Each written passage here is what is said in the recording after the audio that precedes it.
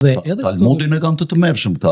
Absolutisht. Edhe kjo që ndodh. Talmudi quan, domethënë çdo gojim thotë janë dele, ti mund t'ja marrësh pronën, t'ja grafitësh, t'ja vjedhësh. Në Talmud, kurse në Tora janë më të kujdesshëm, kurse në Talmud janë. Ky është absolutizmi moral që ata kanë ngritur. Siç kanë myslimanët Kuranin dhe hadithet, Talmudi si hadithet. Jo, si hadithet ke nga Po jo, shiko, në hadithet tregohet jeta e Muhamedit, e profetit, po tregohen edhe jeta morale si duhet jetë.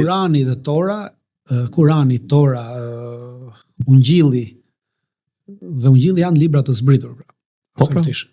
Por pjesa tjetër pasaj që ka dalë janë futur duart, pasaj të gjitha janë bura, por hadithet nuk kanë të bëjnë me të. Talmudi është jeta praktike, si duhet të bëjnë ta festat, si duhet të tatuojnë, si. Hadithet janë thënjet e profetit. Hadithet janë thënjet e profetit. Dakor.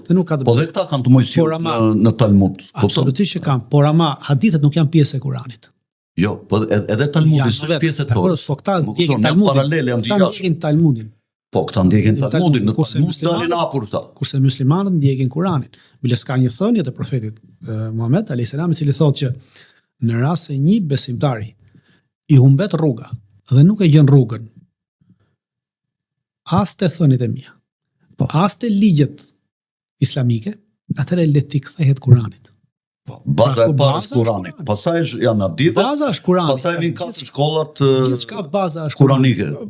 Ato janë gjithë baza është Kurani.